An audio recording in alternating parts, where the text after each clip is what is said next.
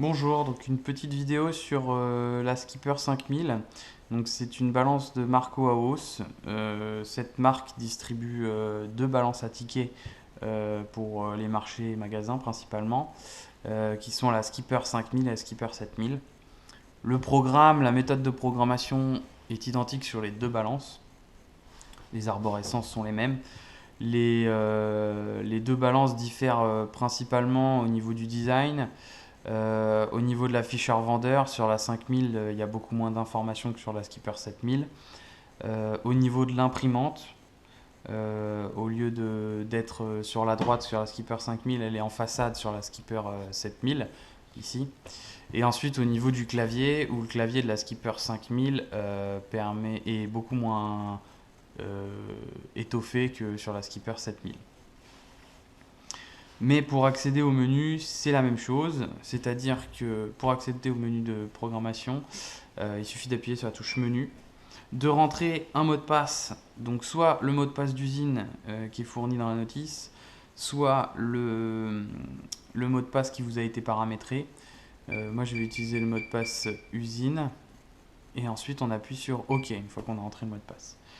Une fois qu'on a rentré dans le mot de passe et qu'il est correct, on affiche les menus. Donc on peut les faire défiler avec flèche haut et bas. Et pour rentrer dans les menus, il suffit d'appuyer sur la touche OK.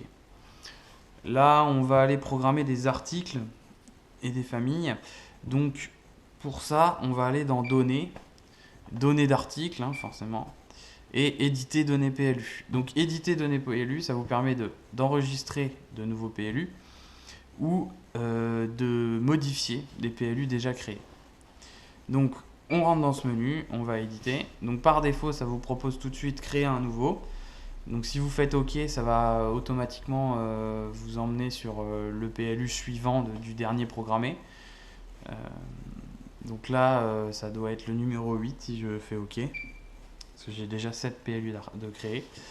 Donc une fois que je suis rentré, que j'ai fait créer nouveau, avec les flèches haut et bas, je peux me balader dans les différents sous-menus de l'article pour modifier ou non un sous-menu.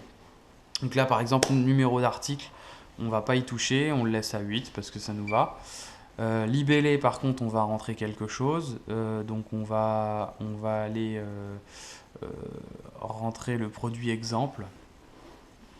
Donc pour écrire dans les dénominations, il suffit d'utiliser ce clavier-là. Vous voyez, les différentes touches ont plusieurs significations. Donc c'est comme sur les premiers portables, plusieurs appuis successifs permettent d'accéder à une lettre ou une autre. Ensuite, ici, vous avez ABC avec A majuscule, B et C minuscule.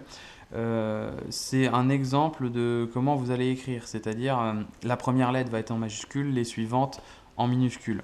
Avec la touche double 0, je peux aller modifier pour avoir que des majuscules, que des minuscules, que le clavier soit uniquement des chiffres, que ça soit en symbole unique ou en symbole. Voilà, donc là on va rester en majuscule puis minuscule. Donc je vais appeler mon produit exemple.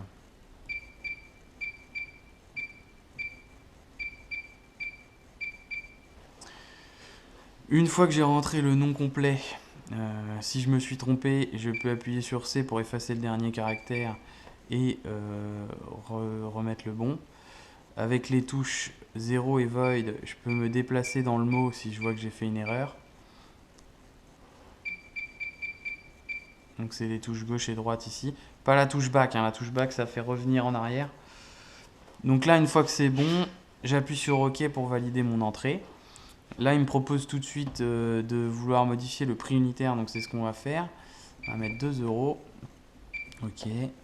Le type d'unité, donc ça, le type d'unité, c'est savoir si vous voulez au kilo, par 100 grammes, à la pièce ou autre. Alors autre, c'est pas utilisé, c'est principalement pièce et kilo. Après, le 100 grammes, c'est toujours pratique de l'avoir pour ceux qui font des produits qui valent assez cher au kilo pour que ça donne ça fasse moins peur. Bon, après ça calcule pareil, c'est exactement la même chose. Donc là on va mettre un produit à la pièce. Donc ensuite, si on défile avec les flèches, on voit que on peut activer ou désactiver les remises sur cet article. On peut activer ou désactiver la modification de prix sur cet article. On peut affecter des familles. Donc là, si vous en avez de créer, vous faites OK dans la famille. Ça va vous demander, ça va vous proposer différents choix.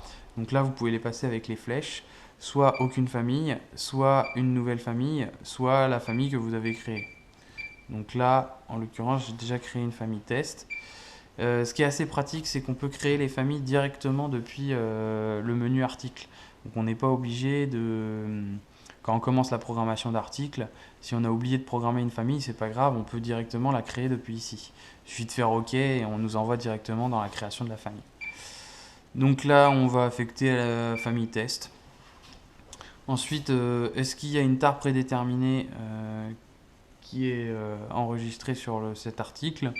Donc là, en l'occurrence, il n'y en a pas. Quel TVA est affecté? Je n'ai pas enregistré de taux de TVA, donc je ne vais pas en affecter pour l'instant. Et ensuite, on revient donc sur le numéro d'article. Donc avec ces flèches, on peut venir vraiment retourner sur n'importe quel menu pour venir, par exemple, désactiver la modification de prix, désactiver la remise. Tout simplement.